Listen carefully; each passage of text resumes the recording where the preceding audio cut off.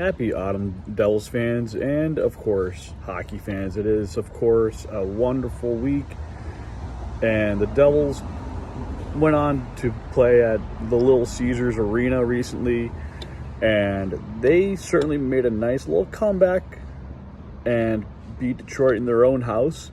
And certainly, Vitek Vanacek gave up one goal, but the defense started to kick in. It kind of looked like you were worried at first it was going to be like last year versus Detroit, but with guys like Ryan Graves and Siegenthaler around Hamilton, the defense jumped in. They did their necessary work, and Detroit started to have a little harder time getting accustomed to playing a new style of Devils defense, and the offense just took over. And there were points in the game where you thought Vitek Vanacek wasn't going to make saves. He made those timely saves and certainly was tuned in. And, of course, he didn't let up. He didn't let up much.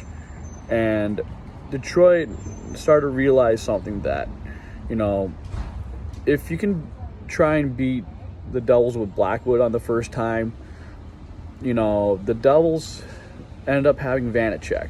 And Vanacek that day started to kick into what the Devils signed him for.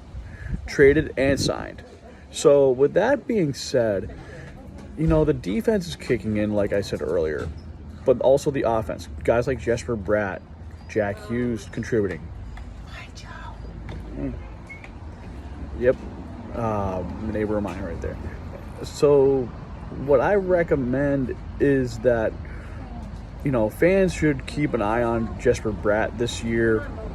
He's certainly going to look at maybe $9 million, $10 million.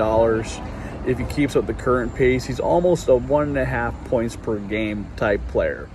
He's literally pacing that on average right now. I'm not trying to count chickens before they hatch, but if the pace is going like that, he's certainly going to be an all-star, and if not, some special superstar. Jack Hughes is starting to rev up a little bit, and the world's starting to notice that the Devils can play with the better teams in the league. And certainly, speaking of one of the better teams in the league, probably the best team in the league, arguably. If you looked at the Rangers versus Avalanche, the Avalanche and Rangers were exchanging offense for defense, defense for offense, goaltending for goaltending. And Georgiev was going up against his former employer, which are the New York Rangers, and took it to them in a shootout. And it was certainly a nail-biter. And if the Devils can beat last year's team in the regular season against the Avalanche, I certainly don't have a problem with seeing the Devils putting up a really good fight versus the Avalanche and showing teams out there and fan bases that this team is earning its respect. It's a jersey-tude, and whether you love or hate the way they play or just in general, the Devils are on pace to becoming a real team. A team that no longer dwells in the bottom part of the Metro. They're starting to hit that top 4 to top 3 in the Metro, and certainly a top 8 Eastern Conference team. Maybe sneak into the wild card, maybe a little bit higher.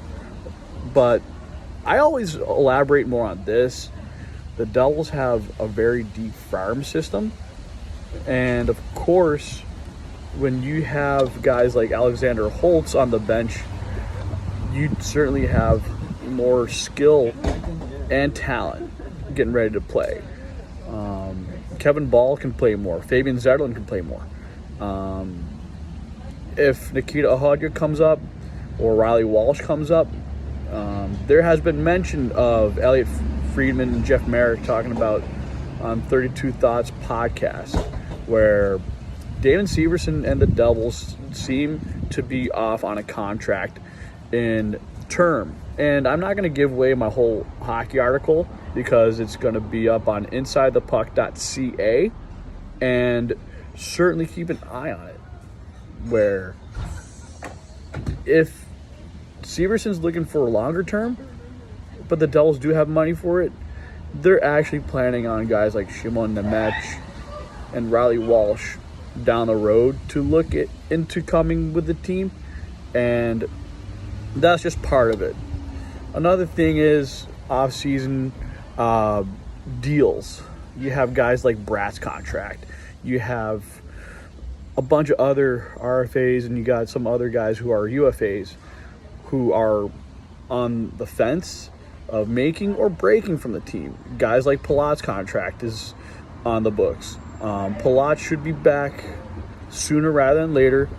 He is a critical piece. However, Dawson Mercer is starting to take up a lot of offense, and Tomas Tatar is starting to look a little bit more fired up this year. And I think the way this team is playing with a chip on its shoulder. And certainly the Devils already beat some teams in their conference. And that's a good thing, because when you beat teams like the Islanders, and it's a step in the right direction, they need to beat the teams like Philly. They need to beat the teams like the Rangers, the Hurricanes, the Penguins. They usually don't have a problem against. They usually have each other's number. I will say this, the Devils played decent against the Caps, but they could have played a better overall passing game, and they got a little too cocky. However, this team is growing. It's not a polished team yet. They're right there. They're very competitive. They can light you up if you're not careful.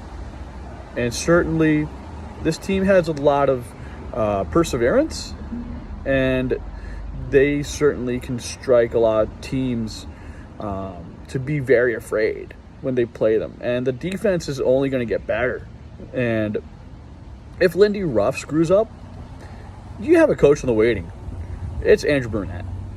He's going to do what he does best, which is speak to the team and get the team into a mojo and be more consistent.